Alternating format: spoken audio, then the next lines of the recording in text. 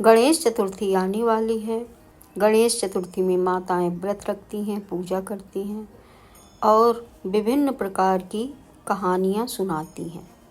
उनमें से एक कहानी इस प्रकार से है। एक साहूकार और एक साहूकारनी थे। वह धर्म पुण्य को नहीं मानते थे। इसके कारण उनके कोई बच्चा नहीं था। एक दिन साहूकारनी पड़ोसी के घर गई। उस दिन सकट चौथ था। वह पड़ोसन सकट चौथ की पूजा करके कहानी सुना रही थी। साहूकारनी ने पड़ोसन से पूछा, तुम क्या कर रही हो? तब पड़ोसन बोली कि आज चौथ का व्रत है, इसलिए कहानी सुना रही हूँ। तब साहूकारनी बोली, चौथ के व्रत करने से क्या होता है?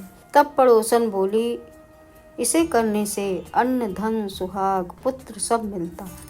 तब साहूकारनी ने कहा, यदि मेरा गर्भ रह जाए तो मैं 1.25 सेर तिलकुट करूँगी और चौथ का व्रत करूँगी। श्री गणेश भगवान की कृपा से साहूकारनी के गर्भ रह गया तो वह बोली कि मेरे लड़का हो जाए तो मैं 2.5 सेर तिलकुट करूँगी। कुछ दिन बाद उसके लड़का हो गया तो वह बोली कि हे चौथ भगवान, मेरे बेटे का विवाह हो जाए तो 5.25 सेर का तिलकुट करूँगी। कुछ वर्षों बाद उसके बेटे का विवाह तय हो गया और उसका बेटा विवाह करने चला गया, लेकिन उस साहूकारनी ने तिलकुट नहीं किया।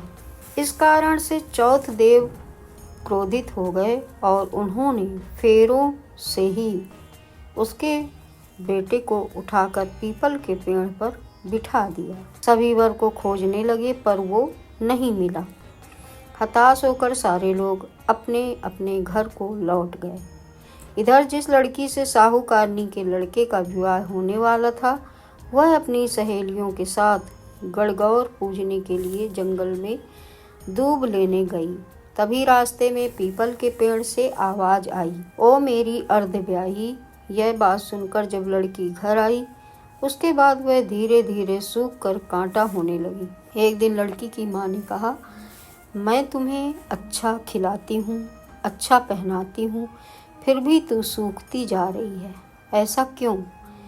तब लड़की अपनी माँ से बोली कि वह जब भी दूब लेने जंगल जाती है तो पीपल के पेड़ से एक आदमी बोलता है कि ओ मेरी अर्धब्याही। उसने मेहंदी लगा रखी है और सेहरा भी बांध रखा है। तब उसकी माँ ने पीपल के पेड़ के पास जाकर देखा, यह तो उसका ही जमाई था।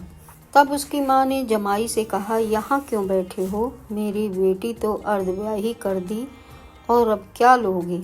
साहूकारनी का बेटा बोला, मेरी माँ ने चौथ का तिलकुट बोला था लेकिन नहीं किया, इसलिए चौथ माता ने नाराज होकर यहाँ बैठा दिया है।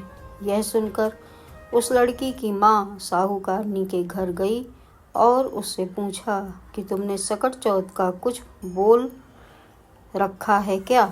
तब साहूकारनी बोली, तिलकुट बोला था। उसके बाद साहूकारनी बोली, मेरा बेटा घर आ जाए तो 2.5 मन का तिलकुट करूँगी। इससे श्री गणेश भगवान प्रसन्न हो गए और उसके बेटे को फेरों में लाकर बैठा दिया। बेटे का विवाह धूमधाम से हो गया। जब साहूकारनी का बेटा एवं बहू घर आ गए तब साहूकारनी ने 2.5 मन तिलकुट किया और बोली, हे चौथ देव, आपके आशीर्वाद से मेरा बेटा बहू घर आए हैं, जिससे मैं हमेशा तिलकुट करके व्रत करूंगी। इसके बाद सारे नगरवासियों ने तिलकुट के साथ सकट व्रत करना प्रारंभ कर दिया। हे सकट चौथ, जिस तरह साहूकारनी को बेटे बहू से मिलवाया वैसे ही हम सबको मिलवाना।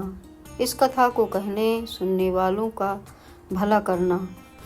बोलो सकट चौथ की जय, श्री गणेश देव की जय।